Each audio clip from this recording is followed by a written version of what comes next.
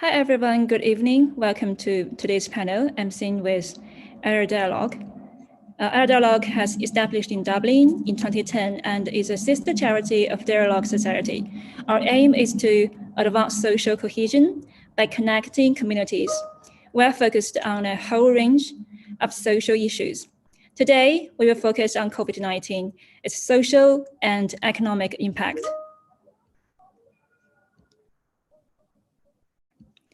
COVID-19 has dramatically impacted upon the lives of millions of people across the globe. In Ireland, housing shortage and concerns about the general economic recovery have been on top on the agenda. Our aim is to raise awareness how the coronavirus has affected thousands of people and what can be done to prevent the adverse effects of COVID-19. We are honored to have three guests joining us today who will share their practical experience and professional study on housing and economic issues under the pandemic in Ireland. There are three sections of this panel. In the first part, each panelist will share insights for about 10 minutes. After this speech section, panelists will ask each other questions according to the speech content. Then it is Q&A section, when we will select questions from the audience. This panel will total last for about 1 hour. So in addition, this panel is one of our dialogue events. If you hope to hear more from us, welcome to subscribe to our channel and be free to ask questions or make comments through the YouTube live chat. So now let's begin. First, let's welcome Beth from USI Vice President for campaign. So we've seen the news that USI has organized a very influential event because of the housing policy. So Beth, would you like to talk more about it, about the story behind this event and what's the following story? Yeah, definitely. So as the USI Vice President for Campaigns, one of my core remits would be the issue of student accommodation. And the student accommodation crisis has been something that we have been dealing with as students' unions and as students for a considerable amount of years. It's not a new issue, but I definitely feel like the COVID-19 pandemic really exacerbated the problems that we saw in relation to accommodation. One of the main things that I think has affected the availability of housing stock is that during the pandemic, there was a pivot to online learning. And a lot of students made the decision to avoid the economic strain of high rental prices and chose to stay in their hometowns or their parents' houses, as opposed to moving to the area where their college is based. Because of this, the landlords in the area that have historically been occupied by students instead opted to rent out their properties to families or working professionals, meaning that this year we saw a shortage in accommodation available for students who were returning to campus. This mainly affected the more rural colleges like Waterford and Carlow, who wouldn't have a large stock of purpose-built student accommodation. But even in the larger cities, the lack of private rental accommodation has put a huge strain on students in their attempts to find a place to live for the year. The reason we organised the No Keys, No Degrees protest is because, for the most part, our entire start of our terms had been dedicated solely to housing issues. Almost every student who was contacting us in relation to a housing query or a housing problem. We'd seen waiting lists of up to 2,000 people for student accommodation in Galway. We'd seen reports of students in hotels and hostels while they were trying to, participate in the college experience, but weren't able to do so from the comfort of a home. And it was a really, really disheartening experience because the government talk so frequently about access to education and how we can prioritize access to education for our young people. But it's almost impossible to truly engage in the college experience if you don't have a place to live. There are some figures backing this up. There was a study in England done in 2009 that stated that students who lived at home for the first year of their college experience were at a 10% rate for dropping out, where students who moved to their college town, fully participated in the college experience by having that living on campus experience, that dropout rate dropped down to 4% then. So it is quite a difference, and it is something that does affect students. And housing and accommodation and education are so intrinsically linked in our third level sector, especially for students from rural areas who maybe don't have the opportunity to engage in the courses that they want to pursue in their own local areas. And so they would have to travel to cities where rents would be much higher. And, you know, the luxury student accommodation complexes that we generally see being built, those are generally what the planning permission would be given for. These complexes can be up to €250 a week in rent, which even if you are receiving the highest rates and grants, even if you are working as many hours as you can on top of being a full-time student, it's almost impossible to afford to pay for that high rent, plus your living costs, plus your college tuition fees. So the situation that we've put students in this year is really difficult to reckon with, because on the one hand, we have across the board, across all aspects of society, we have rents that we can all agree are much too high. The average full-time worker could barely afford to live in Dublin, and that's why we see so many people house sharing. Young families are unable to get a home of their own because they can't afford either the rent for a one-bedroom or two-bedroom house in Dublin without inviting in somebody else to split the rent with. So it's having a knock-on effect, the lack of student accommodation, because students are ultimately left having to take these private rental homes in our larger cities, in our larger towns, that are near their college, so that they can engage with the university or college experience. But as a result of this, and as a result of there not being any purpose-built student accommodation, they are also taking housing stock away from young families, working professionals. So we're seeing the strain on housing having a knock-on effect across society. Another issue that I do feel is particularly relevant now that Budget 2022 has come out is that in 2017, there was a student accommodation strategy paper, which was released by the Department of Higher Education in collaboration with the Department of Housing. Now, this strategy paper essentially outlines how many beds are expected to be built in the years to come for the students who are expected to attend higher education. And it gives a lot of projected figures and projected numbers for what we can expect supply versus demand to be for the coming years. I think it projects as far as 2024. Now, one of the main issues here is that already in that document, it outlines that we've got about 20,000 students more looking for accommodation than there is accommodation available. And the strategy does seek to lessen that number a little bit, but we still, at their highest projections, we still saw about 10,000 students without a bed. The issue here is that this survey was obviously done pre-pandemic. This was done before COVID-19. It was done before we saw the knock-on effect that COVID-19 had on our building sector, which meant that we ultimately are far behind where we thought we could be at this point. And we have no updated figures or no updated data on what our projected amount of beds being built post-pandemic will look like. So we've been calling on the government to repeat essentially the research done in the student accommodation strategy, because our figures and our data are incredibly outdated if we don't take into consideration the effect that the pandemic has had on our housing stock. That was something we hoped to see potentially in Budget 2022 or as a part of Housing for All, because ultimately the issue of student accommodation, it's a housing issue. But in Housing for All, we were really disheartened to see that there was absolutely no mention of student accommodation, aside from the fact that IoTs would be able to borrow. A big issue is that our IoTs or our technological universities would tend to be based in areas where there mightn't be a lot of land available, especially in Dublin.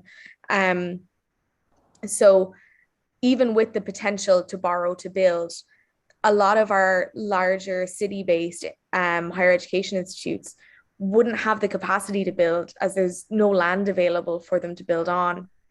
There is definitely a reliance on private developer accommodation complexes. I acknowledge that there is a need for some involvement of private developers in building up our level of housing stock right now for students. But ultimately, when our student accommodation complexes are so profit driven, we see the tendency to charge extortionate rents that are mainly targeting international students who might have a lack of knowledge on the average rents in the area, or maybe can avail of higher grants or scholarships. But ultimately, these really expensive student accommodation complexes, they're all over Dublin. There's quite a few popped up now in Cork, and I know there's quite a few in Galway as well, but they're even coming into our more rural college towns that prioritize maybe bowling alleys and cinema rooms over good quality accommodation for students. No student is saying, oh, I really want to move there. They've got a bowling alley, but it's €250 a week. They're going to prioritize somewhere that's safe and affordable so that they can actually have the money to engage in their higher education journey. They want to be able to have a bit of spare money for if something comes up or if an emergency comes up. They also need to be able to buy books and food. They're not going to put all their money towards a luxury accommodation complex. So it's just unrealistic in looking at what students want. So we've got all this planning permission being granted for these luxury complexes. But over the pandemic, we saw that obviously students were staying at home, so they were all empty.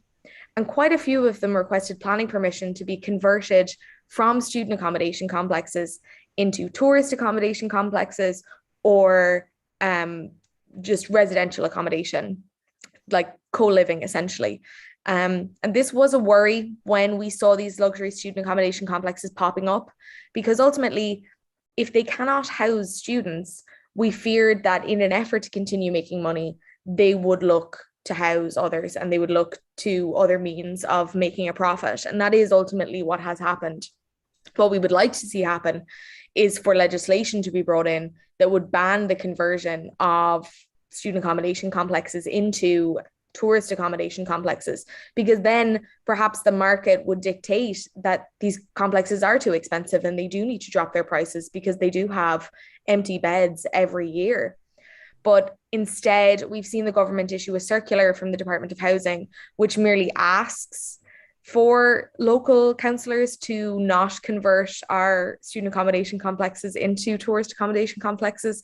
But asking isn't good enough. We really need prohibitive legislation to ensure that our student beds stay student beds, especially given the fact that we don't have up-to-date data on how many students need beds, and we don't have up-to-date data on how many students are without beds. So we really, really need strong research into student-specific accommodation post-pandemic because of the knock-on effects that it's had on housing as a whole.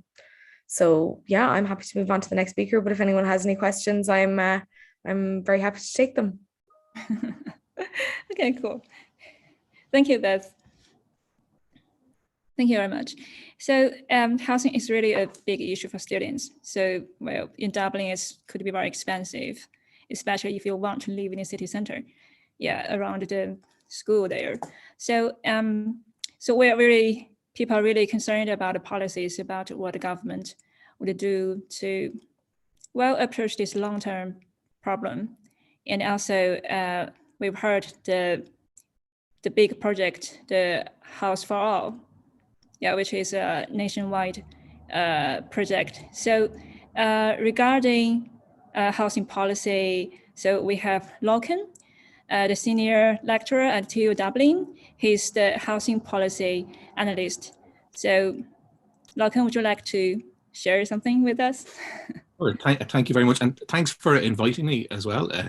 It's a pleasure to be here on a October Thursday evening. What else would I be doing? So except talking housing. Can people hear me okay? I'm getting signs that my internet connection is unstable, but once you can hear me, I'm happy. And the COVID housing thing is really interesting, because what a lot of people don't realize is that most of the positive developments that we've ever had in housing have been driven by health needs and health concerns.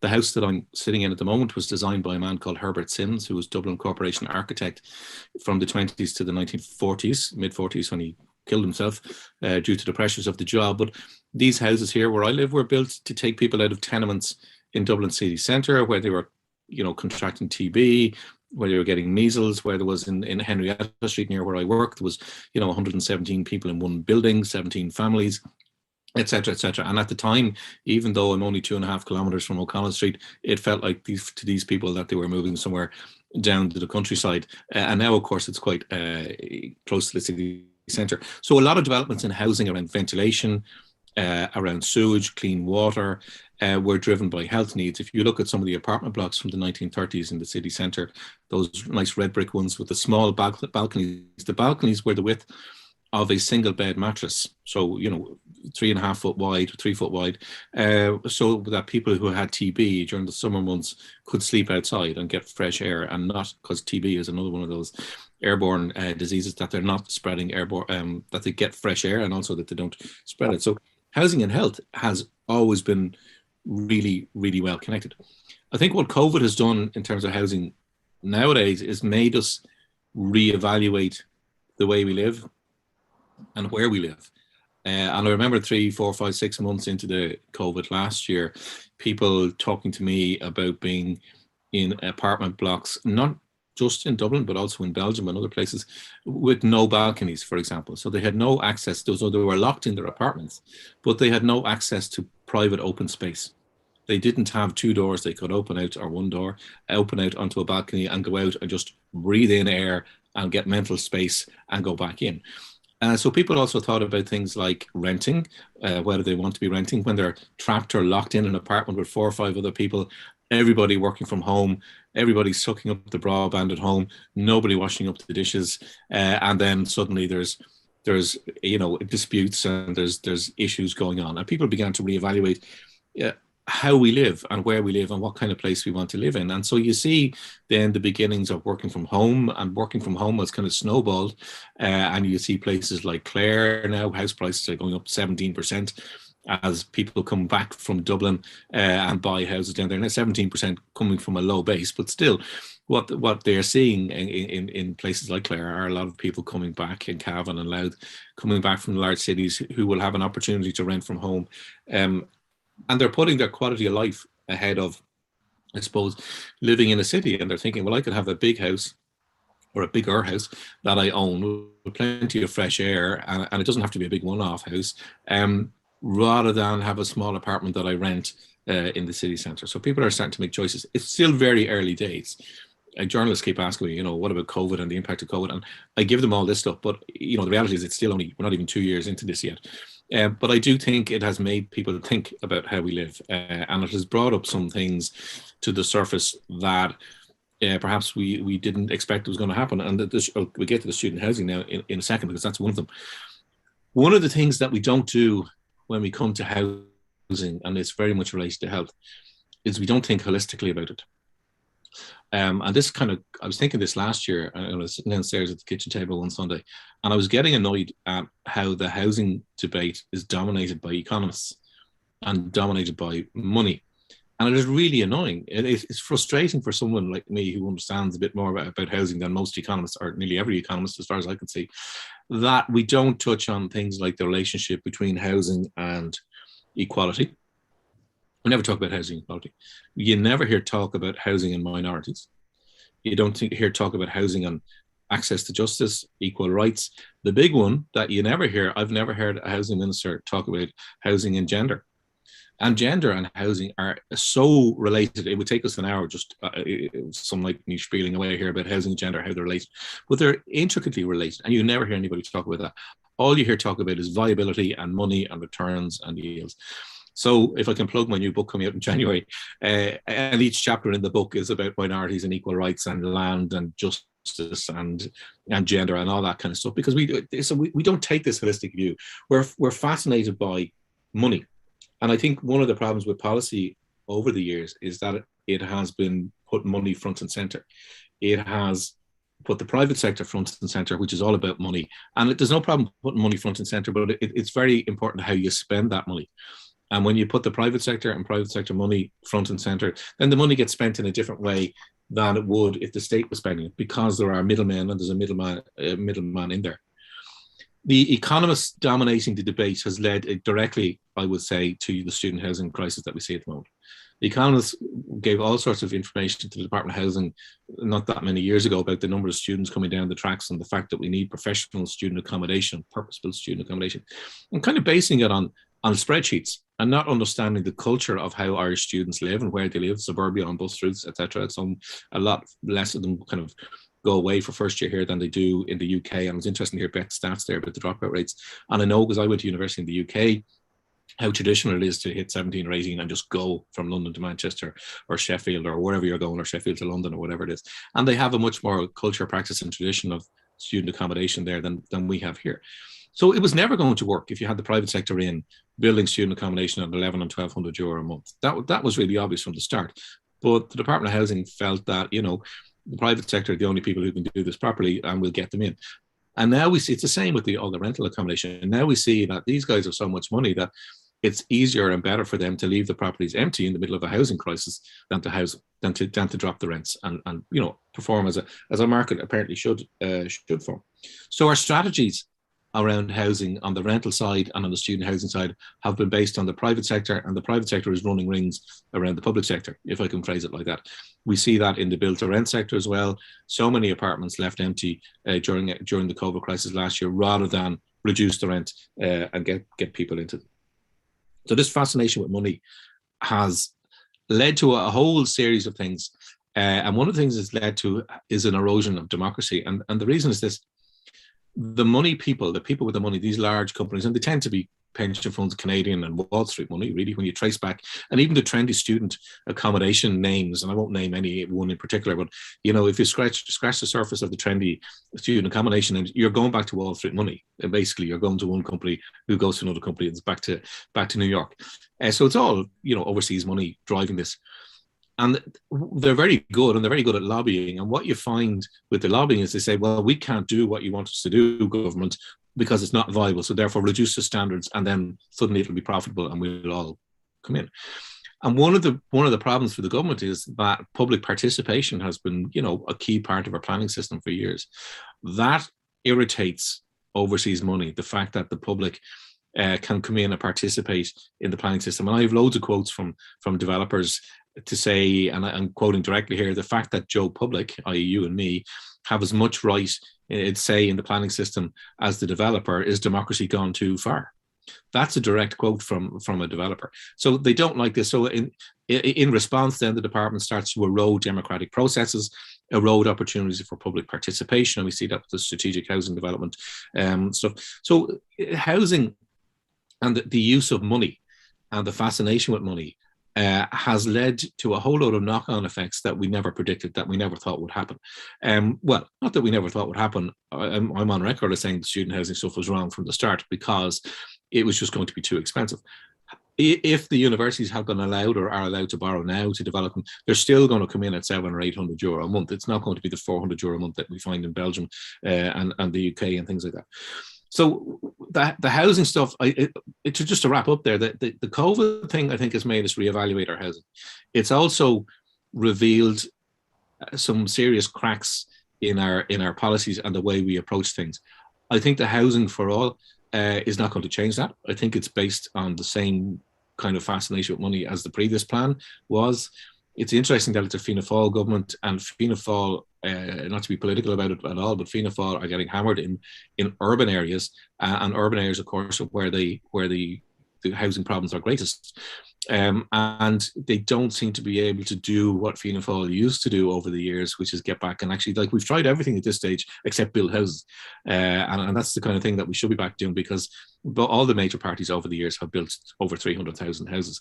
And Fianna Fáil and Fine Gael for the last 100 years have built around the same number of social houses, and Fianna Fáil have built slightly more private housing, but they don't seem able or willing to get back in the game of actually building housing, just get down and building housing. So anyway, I'll wrap it up there. There's loads, like we could talk for an hour and a half about all this kind of stuff, but there's lots in it. But COVID has exposed some flaws in the system. Whether the flaws will ever be rectified, the jury's out from my house here anyway. Okay, cool. Thank you very much, Lorcan. So, and COVID-19, the role of housing could be reshaped, the connections could be reshaped. And also, I think people will reevaluate their relationship with this kind of housing issues. And also the government is trying to do something that covers too many like sections. So regarding the policy making and the governance, we also have Dr. Valesca, assistant professor in politics at DCU. So would you like to share more about the housing policy and your comments? Yes, thank you so much. So I want to say hello and good evening to everyone who is watching us. And I want to thank Shane and Zeba for this invitation. So this evening, I'm here to speak about housing and COVID-19, especially in the context of the pandemic, which hasn't ended yet. And I'll make some comments around this. And also I would like to discuss some potential solutions to some of the main issues involving renters in Ireland. And these would include, of course, the situation of students facing housing deprivation.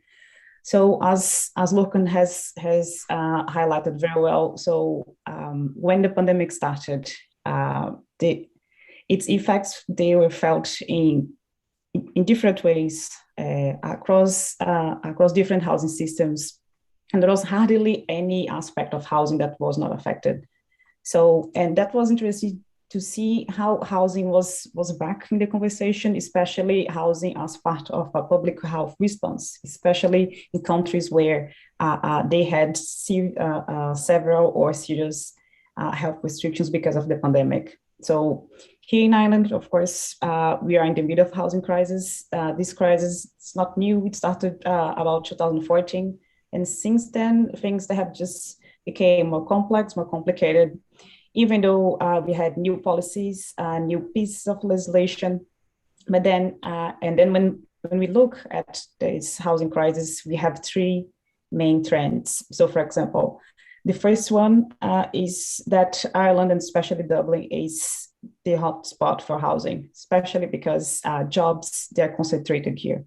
So these attracts people. And then, of course, the housing demand increases because of that. This is particularly true to Dublin, but we can also see that in other parts of Ireland. So, and because it is a short of new housing units, this shortage has been accumulating over time. So this is the first trend. The second trend has to do with incomes. So basically, people's income, they are not able to keep up with the cost of housing. So there is a very clear gap between the income of people, especially average income, and housing costs. And this gap has only been widening over time. So basically, rents, they just become too expensive, and people in average income, they cannot manage, they cannot pay for their rents. What's the consequence of that? A very clear consequence is the increase of evictions.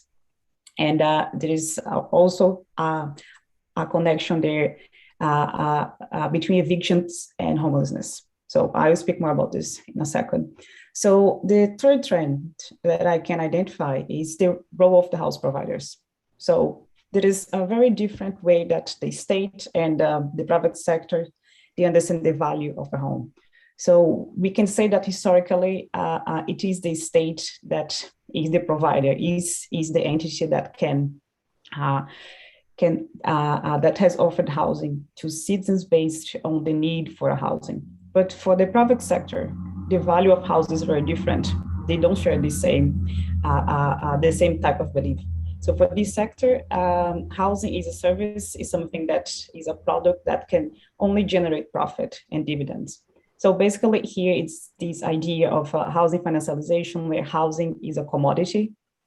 And of course, it has always been to some extent, but over time, especially in the past few years, it has become more exposed. So, and within this crisis, there are specific groups that they are more affected than others. So there is, I think it was in September, this last September, there was a report that was released by the Irish Human Rights Commission. And it was very clear there that groups just as migrants, travelers, and also students, people who lost their jobs, they face the highest cases, the highest levels of housing deprivation. So, and this became even more serious during the pandemic. But then speaking specifically about the pandemic, something happened there. So some policies they were implemented, and they were measures to help people to stay in their homes. They were connected to health restrictions, but in a way it was connected to guarantee that people, they could have a home to stay during the pandemic. So, and why this was the case? So for example, when you think about the rent freeze, it was something that before the pandemic, the government wouldn't hear about it. They would say it wasn't constitutional, they couldn't do it. But then the pandemic hit, and then there was this huge outcry. The government had to do something to help people to stay in their homes. So two of those measures at the time, it was the rent freeze and the ban of evictions. They have been lifted to this day. I think they ended in April this year. So, but what's interesting about those two measures, measures for rent stabilization, was that they worked. Of course, it wasn't perfect. There are some issues. So even with the ban, we heard cases that people, they were in the process of being evicted, and that some landlords, they did try to increase the rent. But in general, the evaluation is that the rent freeze and the ban of evictions, it had a positive effect.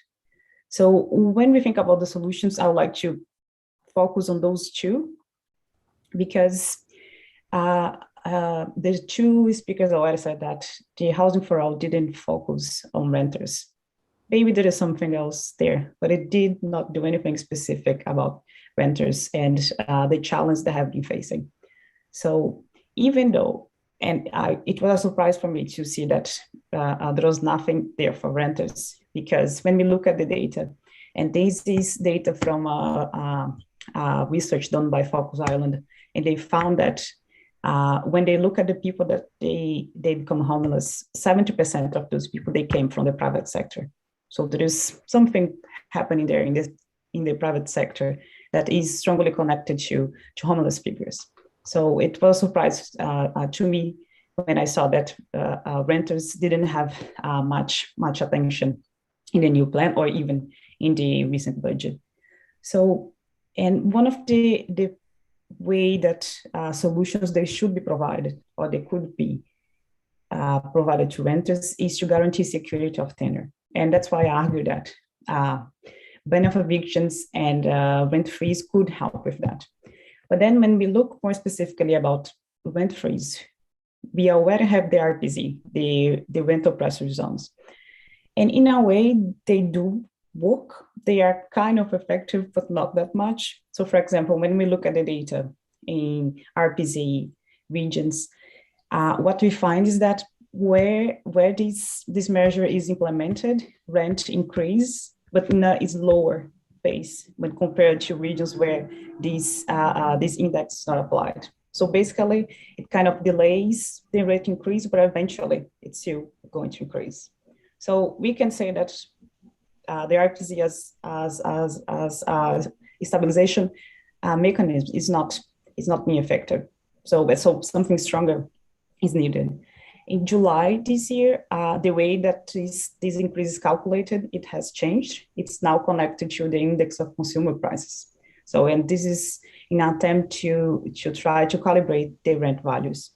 So variation is still broader, but it's very unlikely in my interpretation that this is going to make any difference, because when we look at the index from January to September, this inflation was 3.7%. So it's just too close of the previous 4%. Basically, I don't see that this is going to work, because this is not the best way to control rents.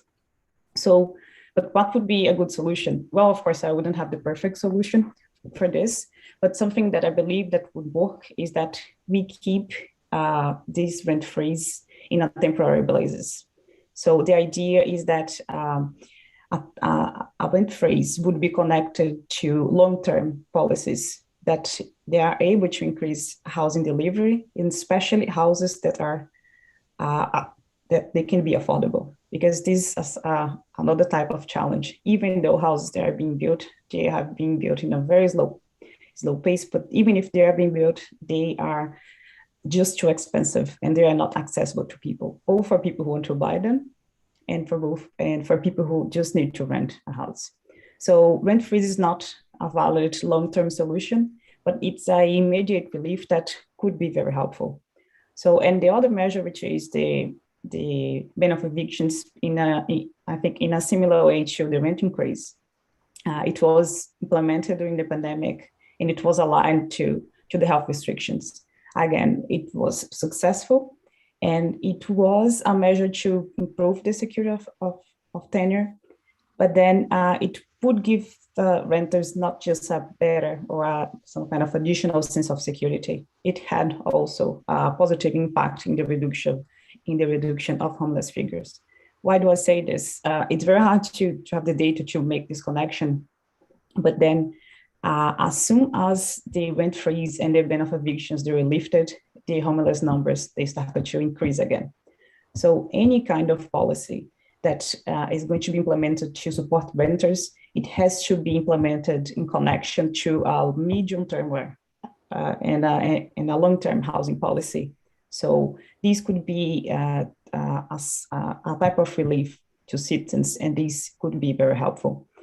So just as a final note, of course, those two solutions that I'm suggesting here, they are just immediate. So they wouldn't make much sense in the long term. But then something else has to be done, because when we look at the housing for all, it's something that is very positive for those investors in the private market. There is a guarantee there that there will be a demand for their services. So these long-term solutions, they're still needed.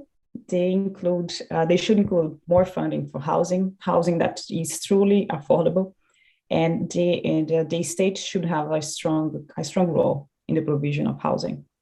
So, and something that Lorcan also commented before, there is an important gap here when we think about how housing policies they are made. So when we look at the most recent housing program, there was very little citizen input. It's really disconnected from reality.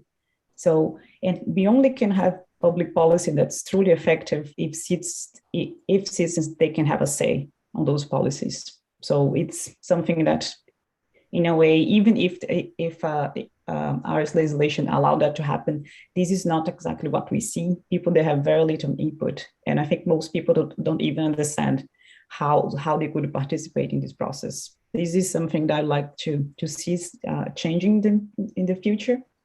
But for now, this is one of the main challenges as well. So I think this is all from me. Thank you so much. Thank you so much. Thank you so much for your constructive suggestions. So for housing, because there's demand, so the balance between income and outcome is something that to think about, and also the government policies. So there are short-term policies and long-term policies, and how to make to work in the long term. Yeah. So in the next part, so do you have any comments on each other, and do you want to ask questions to each other? I just have one kind of question.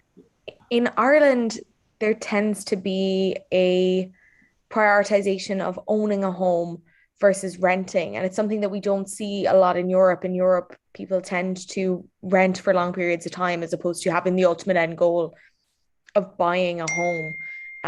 Why do you think that this is so prevalent in this country? And do you think that there's anything that we could do to kind of end the prioritization of home ownership versus just, building a home wherever you may be living? Do you want me to comment on that? Do you want me to say something on that? Yeah, whoever wants to come in. Oh yeah, sorry. Well, yeah, it's an interesting topic, right? That whole area of home ownership, and we had a really high rate of home ownership, and it's reduced now to about 67% of population are homeowners, and half those have a mortgage and half those don't. Really wealthy countries like Norway have higher rates of home ownership, and then really wealthy countries like Switzerland have much lower rates of home ownership. It depends on your kind of socio-economic system, and our system is based around low taxation. And I know we pay high tax, but the theory is low taxation.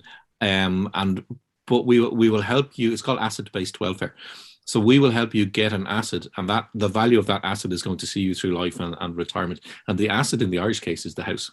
So our asset is our wealth. So each one of us, man, woman, and child in Ireland, is worth about somewhere, it varies, but about €170,000 each. Okay. Now, if you go and look at your bank account, it's probably not 170,000 in your bank account, or maybe there is. But it's not that. Where the wealth is in the house that I'm sitting in at the moment. And you can only accumulate that wealth, of course, if you're an owner.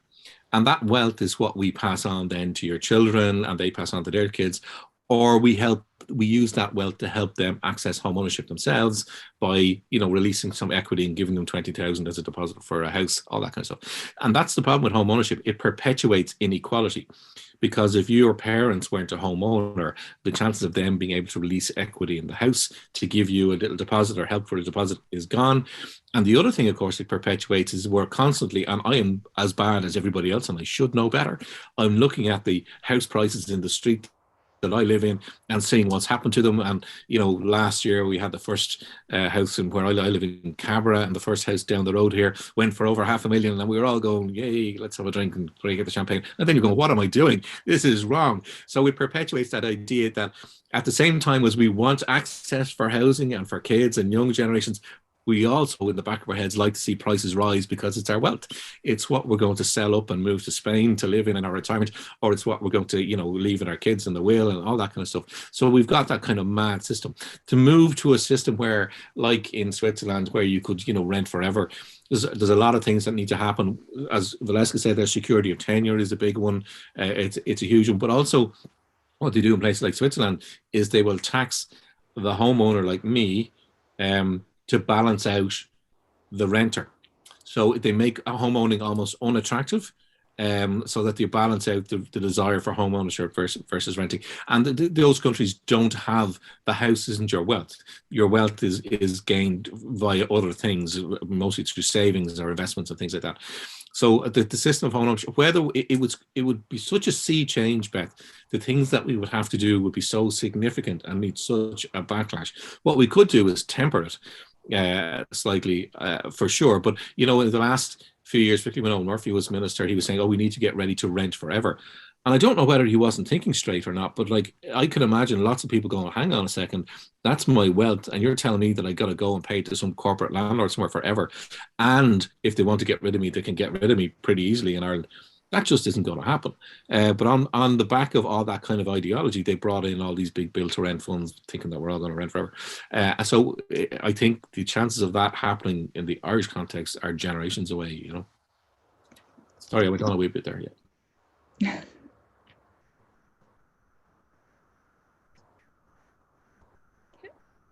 Thank you so much for sharing. And do you have more questions to each other? I would have one for Beth.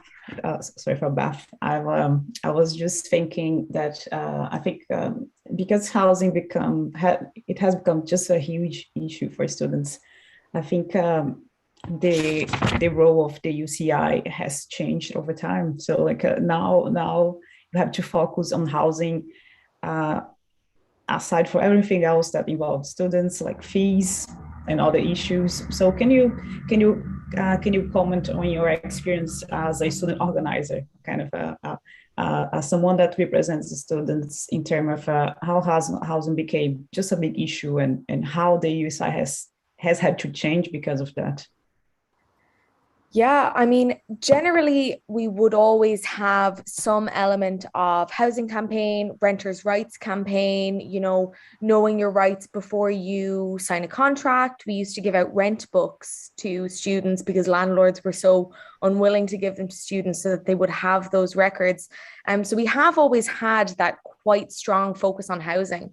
But this year, it is really dominating everything we're doing. But I don't see it as a bad thing. And maybe that's just from my perspective, where housing is essentially my remit. So I get to do a lot of work that I really enjoy doing. But also, I think that the crisis at the moment has captured the media's attention on student issues in a way that we have not seen in a long time.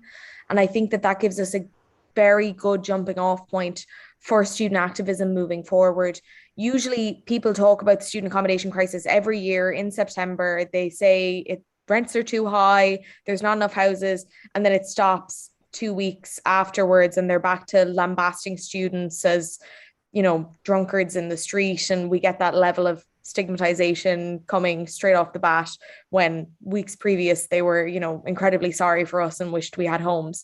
This year, more so than ever, because of the scope of the crisis, people are sympathetic to students, and ultimately we won't be able to fight for a more just system of student renting and a more just system of like fees for students, and a more well-funded higher education sector if we don't have communities outside of student groups on side.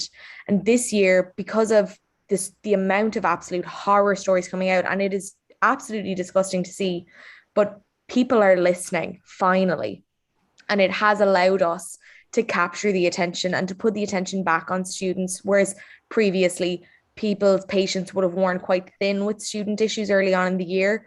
This year we're able to continue campaigning on these issues and still get that level of support from the general public.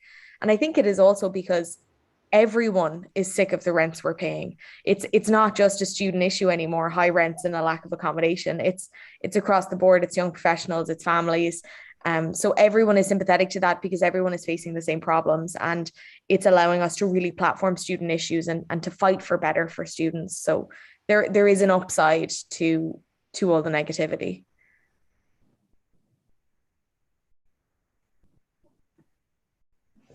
Cool.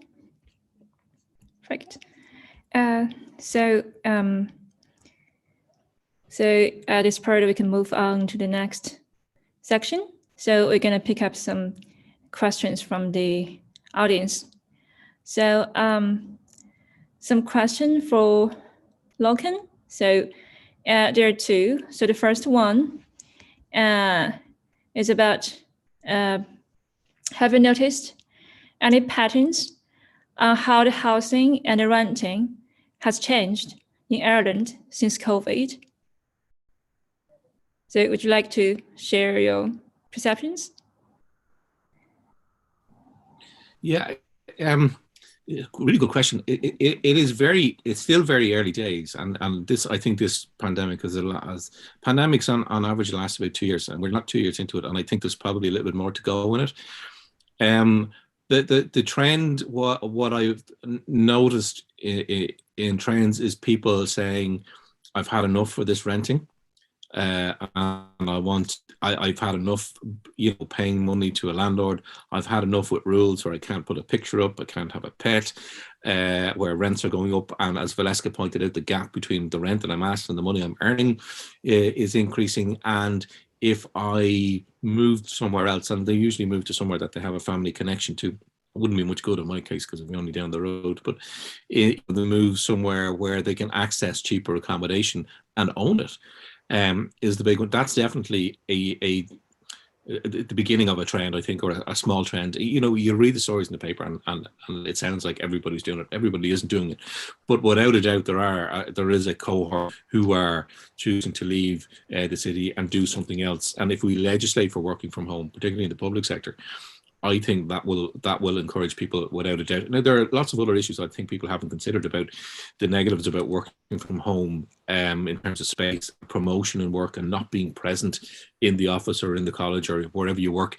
Because promotions and all that kind of stuff, a lot of it is based around personal connections and meeting your boss at coffee every day and all that kind of stuff. So the trends, I think, are people getting fed up with renting. I think people getting making the decision that home ownership is where I want to be, and also tied in with that is the idea that maybe I don't want to sit commuting, or I don't want to live in the city anymore. I definitely don't want to take public transport, and I'll take the hit on the diesel and having to have a car and climate change and all that, and I'll just move down the country and buy a diesel car. Yeah, so that's kind of where I see that trend. But it's still very early days. Whether it's a trend with a small T, we'll call it. Okay. Cool. Thank you. And the second question, do you think Do you think turning derelict into source of affordable housing would make a big difference? I think the most sustainable house that you have is the one that already exists, without a doubt. There's a huge amount of carbon embodied in building houses and even taking stone from quarries to be turned into cement and all that kind of stuff. We had at the last count something like 180,000 empty houses in Ireland.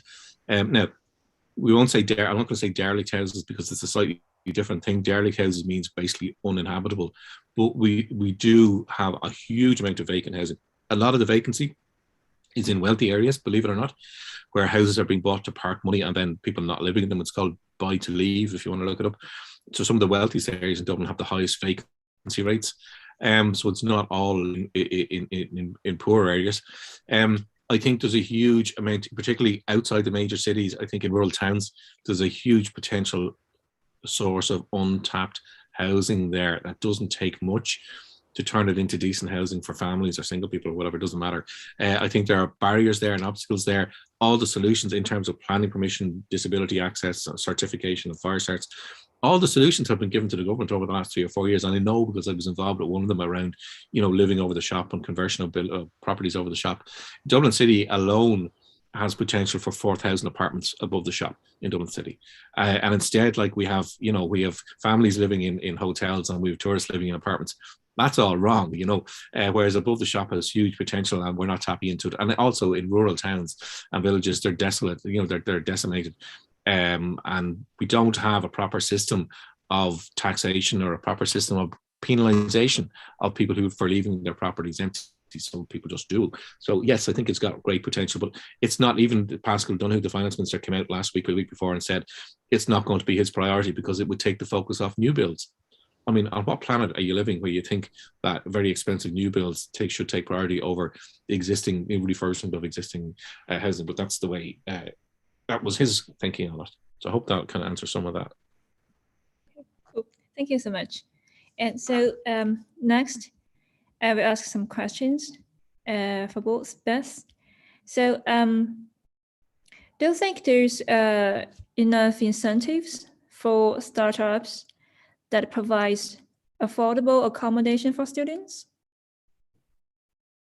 I don't think there's any incentives to provide affordable accommodation for students because historically students have just been seen as cash cows, essentially. I mean, even our HEIs, our colleges and our universities are being so underfunded by the government that they are using their on-campus accommodation as a source of income for the institution. So because students, for a lot of students, especially international students, they have to move to the area. They can't engage in their college learning from home, or they couldn't pre-pandemic. And now when we're pivoting back to in-person learning. So there was an acceptance that these students would have to move to the area. So they would have to pay whatever was offered as a rental price. With having college from home, I think a lot of people have realized that it's actually quite nice to have the money in your pocket instead of going to some nameless, faceless landlord or company.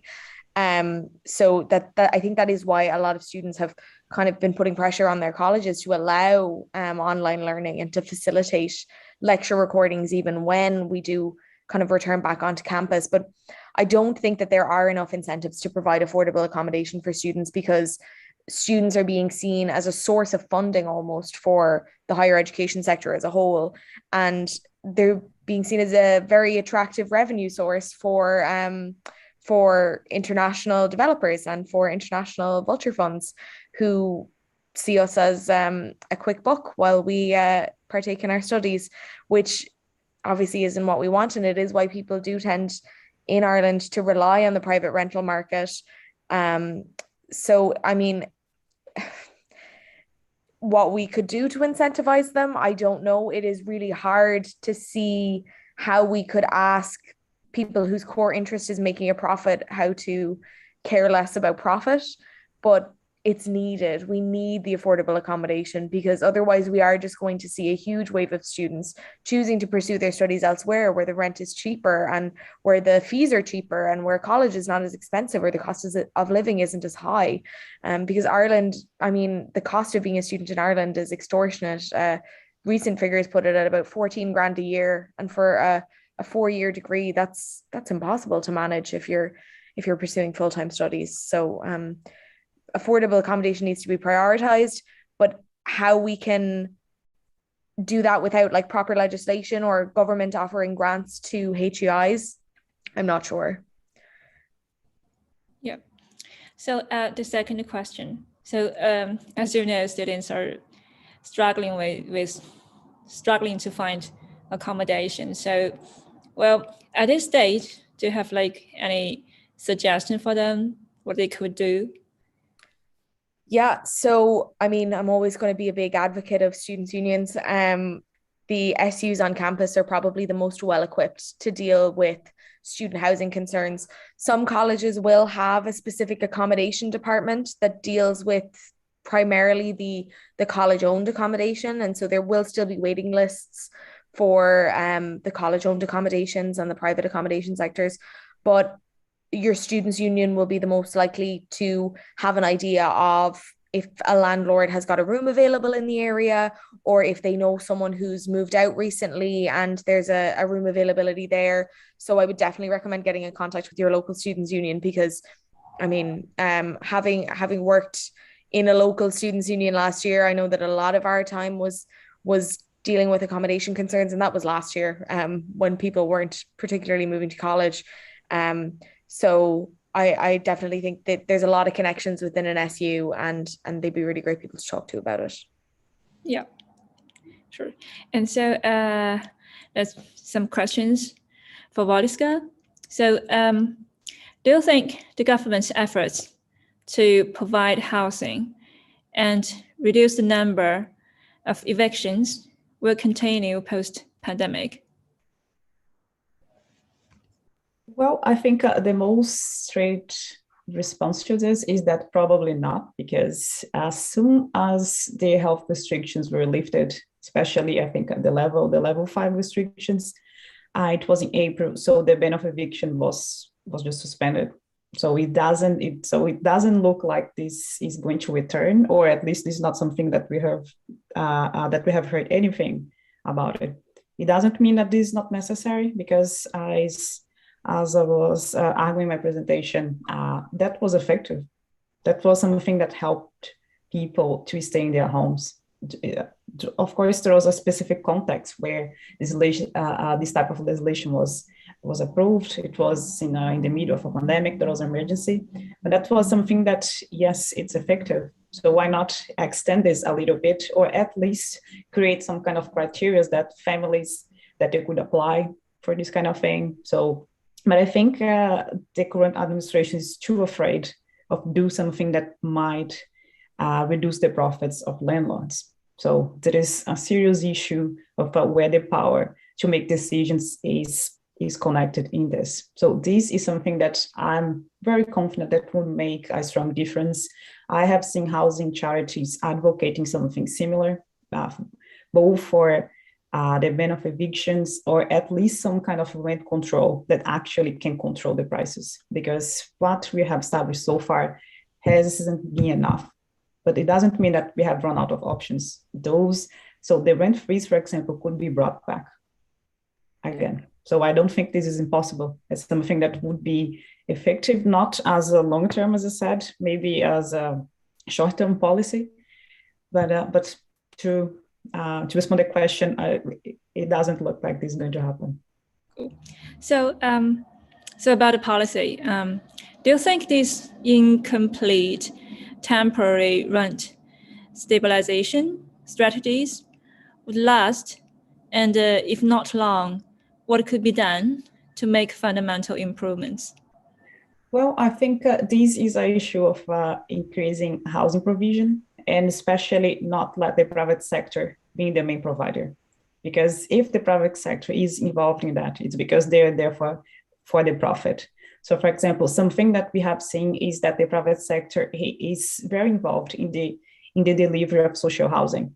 So some time ago, it wasn't the private sector who would be the main deliverer of housing. It was the local authorities, it was the state. Then things have changed, and now this is a complete and well elaborated market that is attracting investors from everywhere. So even if social housing is not something that is supposed to generate profit for the state, but the process of constructing those, it's something that's it's very, very attractive for the private sector. So what would have to change is, okay, where the power of the state can increase the housing provision. Yes, it could use the private sector as a partner, but it has to return to its responsibility of being the main housing provider. So I think that's something that's key for us to find a solution that makes sense. Because when we think about the amount of money that is spent on housing and who is getting that money, it's not the people who are in need of housing. There is a huge amount of money going into the private sector through HUB, for example. We have a budget that is closer to, or is exactly 1 billion, that goes straight to landlords. This is just a huge amount of money that could be spent in housing construction, for example. So I think one of the main solutions would increase again the role of the state as a housing provider. Yeah, thank you so much. Very much. So, well, time flies. So to end this panel, would you like to make a short conclusion? Like we can, from Beth. Yeah, I suppose thank you so much for having me on, and thank you to everyone who listened online. We are continuing our housing actions. We'll be continuing our protests. We'll be probably having more sleep outs outside the Dáil. But we are really, really desperate to keep the attention on the issue of the student housing crisis, because ultimately, if there's no real solutions put in place this year, what's to say that next year the situation will not be even worse and that it won't have an even greater knock-on effect? So I know the government say the change doesn't happen overnight, doesn't have to happen overnight, but it has to happen sometime. So we're going to keep putting the pressure on, and thank you so much. Great. And Lorcan, would you like to make a short conclusion? Thanks. Yeah, I'll just focus on the student housing thing. I think what people forget is that housing crisis in any arena, right, whether it's homelessness or private or renting, whatever, but the student housing is a good example. It's not just about the physical housing. There's a whole lot of issues that flow from that, including access to education and equality, and a whole lot of other issues that are tied in with, can you find somewhere to live and can you afford to live in that place?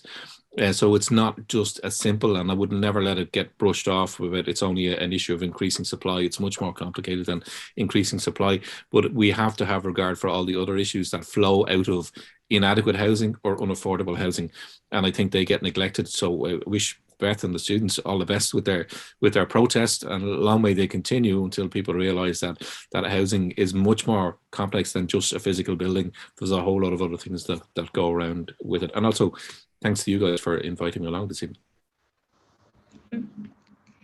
And the last but not the least, Valesca, would you like to share something? Yeah, thank you so much. I really enjoyed the panel. It was very nice to meet Beth and Lorcan, and of course you yourself. So I think as a final note, I just would like to speak about the power of solidarity. So this is about people that they mobilize to improve housing conditions. And I'm really glad to see that students, they have been able to do this. This is an important way to pressure government to act, because something I have seen this year with my students is that some of them, they had to defer college because they couldn't find a place, they couldn't pay for a place. I have students that they just tell me I will be late again because I have to commute 2 hours, 3 hours. And this is just extreme for students. I really feel for them, and I wish all of the best for the students who are doing this protest. They have all my support. and they have to do this until things change. So, and I hope the other social movements, the other housing movements, they have been part of this. I think they should, because movements, they have to have this connection there, because this is not an issue that just affects students. It's also close to the local communities, to political parties, to everyone who can actually do something about this. So best of luck with that. And thank you all. Thank you so much. Thank you, Beth, for sharing your practical experience, and thank you so much for what you have done and for your efforts. And thank you, Lorcan and Valesca. Thank you for sharing what you know about her professional knowledge and research on it. And also, you provided a lot of constructive suggestions today and solutions. Thank you so much. And also thank you everyone, the audience, to joining us today. So welcome to subscribe to our channel, and wish you all a